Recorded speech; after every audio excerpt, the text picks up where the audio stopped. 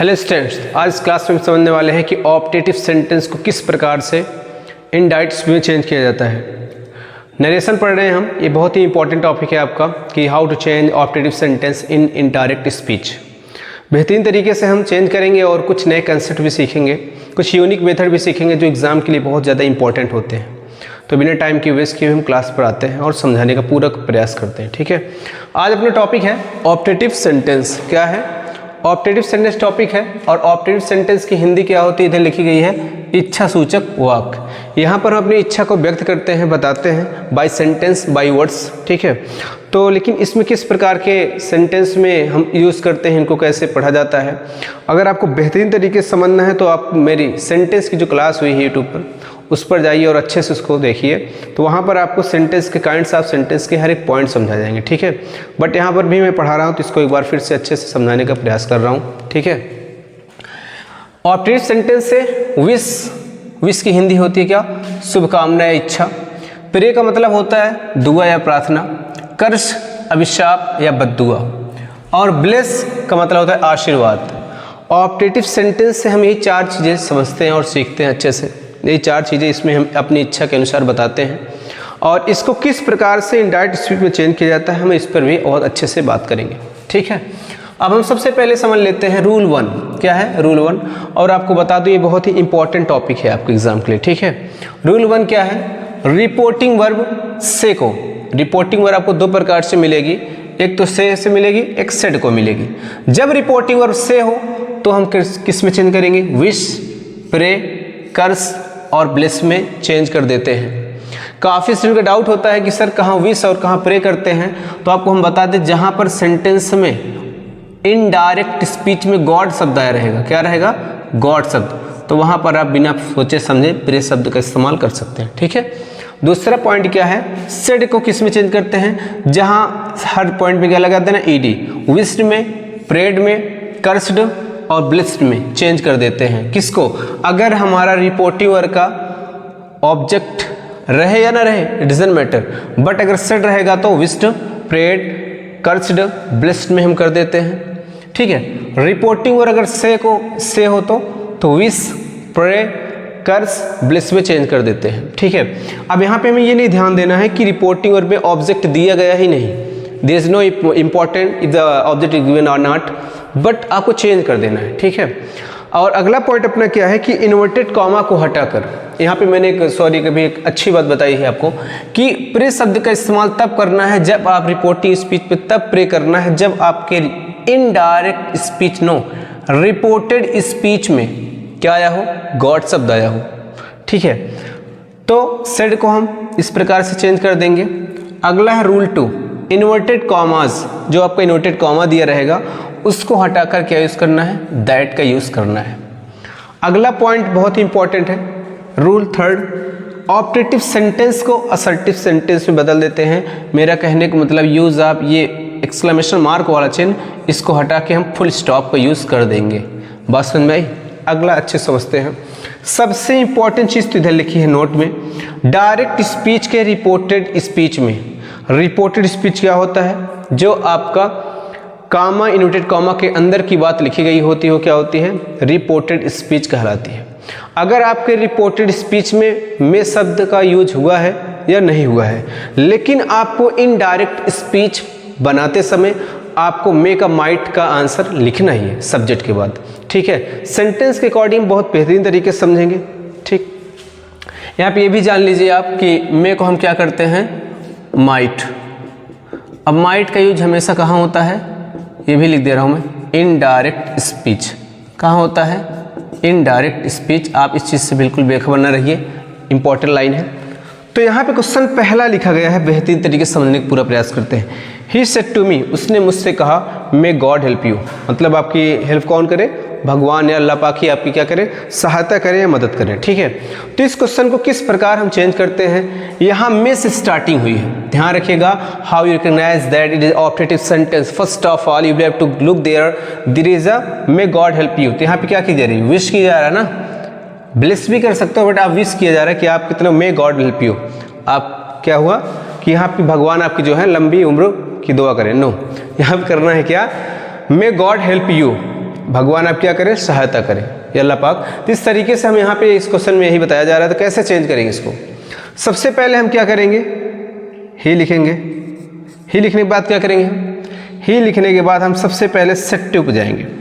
Set to मैंने बताया था किस में चेंज करना है, विश्ड, प्रेड, कर्स्ड, ब्लेस्ड में चेंज कर देते हैं। लेकिन पॉइंट ये है कि यहाँ पे विश्ड करें या प्रेड करें या कर्स्ड या ब्लेस्ड, आपको मैंने बताया था जब अभी जस्ट ही बताया था कि अगर आपका रिपोर्टेड स्पीच में गॉड शब्द आया हुआ है तो आप हमेशा रिपोर्टिंग वर्ब को प्रेड में चेंज करेंगे। किस में चेंज करेंगे, प्रेड में। तो यहाँ पे हमने लिख दिया ही प्रेड मी है तो ऑब्जेक्ट के रूप में मी लिख दिया।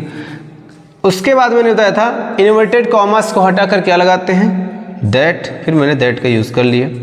गॉड है, गॉड भाई नाम है तो नाम के लिए कोई प्रॉब्लम नहीं, तो नेम देते हैं।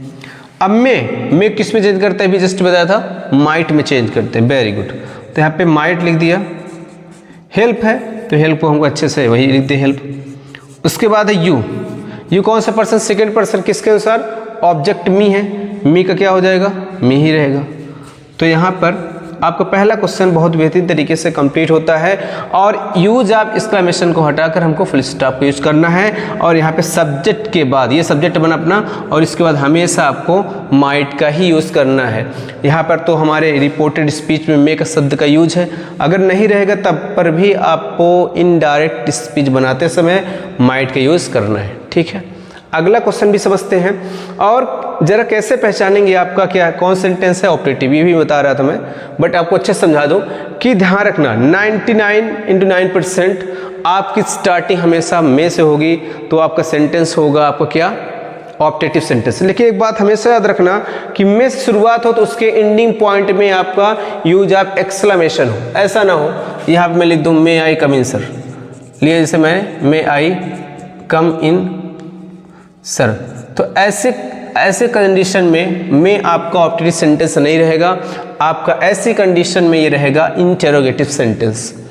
तो इस चीज़ को ध्यान रखिएगा अच्छे से। अगला क्वेश्चन है ही सेड टू सुफियान, उसने सुफियान से कहा may you live long, may you live long, इसका मतलब आप दीर्घायु, आपकी लंबी उम्र हो, ऐसे दुआ की जा रही है।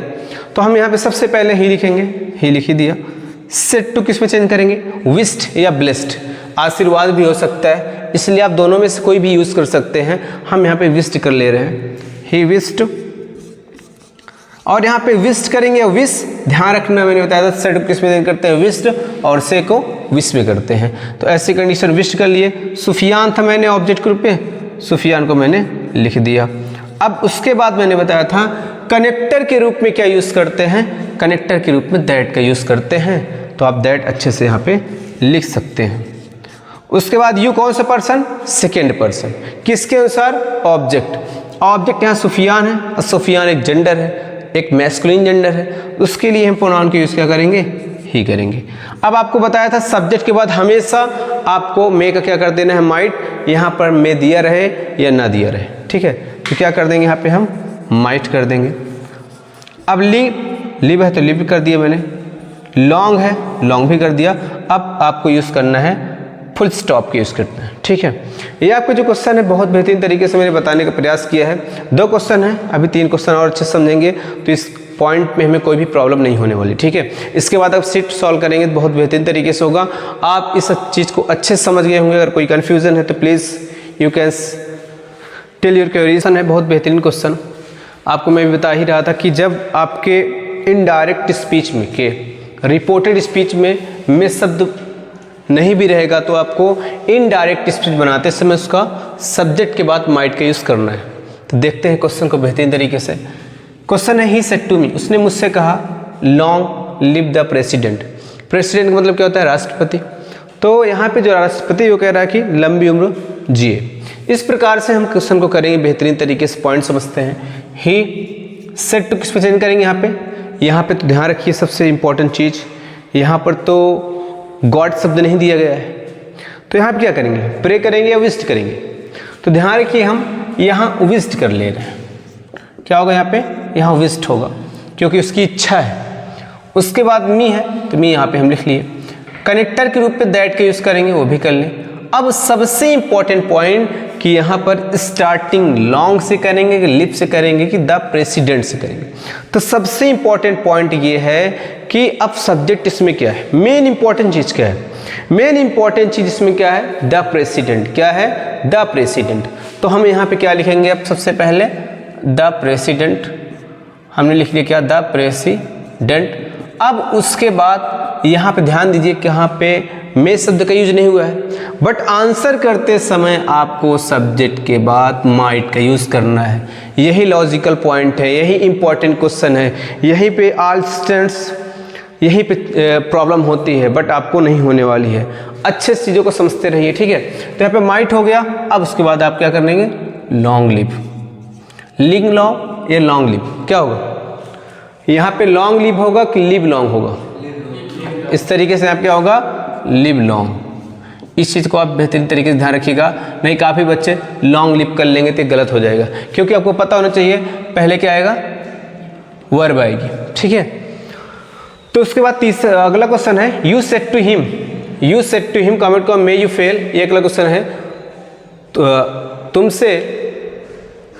तुमने उनसे कहा मे यू फेल, तुम क्या हो जाओ, फेल हो जाओ। तो इस कंडीशन में कैसे क्वेश्चन करेंगे, तो यहाँ पे मैं लिखा यू सेड टू था तो कर्स्ड हो जाएगा, क्या हो जाएगा आपका, यहाँ पे कर्स्ड की यूज़ करेंगे, क्योंकि यहाँ पे अभिशाप दिया जा रहा है।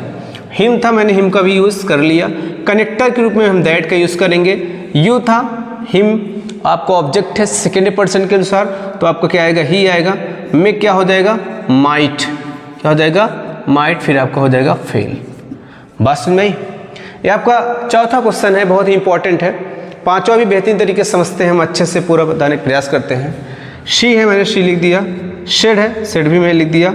बट नहीं, शेड नहीं करना है आपको जल्दबाजी में, आपको चेंज करना है। मैंने बताया से रहे या सेड टू रहे, आपको चेंज ही करना है। तो क्या करें, मे गॉड, गॉड शब्द है क्या करेंगे आप, प्रेड का यूज़ करेंगे। किसका यूज करेंगे, प्रेड। शी प्रेड, अब ऑब्जेक्ट नहीं दिया है, मत लिखिए, आप दैट लिख लीजिए। गॉड एक नेम है तो गॉड लिख लीजिए। अब मे का क्या होता है, माइट होता है, माइट का यूज़ कर लीजिए आप। माइट के बाद B1 है, सेब, सेब लिख लीजिए। यू सेकेंड पर्सन, बट यहाँ पे ऑब्जेक्ट तो है ही नहीं है, तो ऑब्जेक्ट यहाँ पे, जहाँ पे ऑब्जेक्ट नहीं दिया जाता वहाँ पे ऑब्जेक्ट हम बनाते हैं, ठीक है। तो क्या करेंगे, यहाँ पे मैं ऐसा कोई भी ऑब्जेक्ट मान सकते हैं। हमने मान लिया यहाँ पे मी, ठीक है, उसने मुझसे कहा मे गॉड सेव यू, तो यू सेकेंड पर्सन मी, यहाँ पे लिखा नहीं जाएगा, माना जाएगा, तो मी क्या हो जाएगा, ऑब्जेक्टिव में ही होगा, ठीक है। तो ये थी आज की बहुत ही इंपॉर्टेंट क्लास। अच्छे समझाने मैंने प्रयास किया है और आपको हर एक पॉइंट समझ में आया होगा। अगर आपको कोई प्रॉब्लम है तो आप अच्छे से बता सकते हैं। Thank you so much for joining two my class and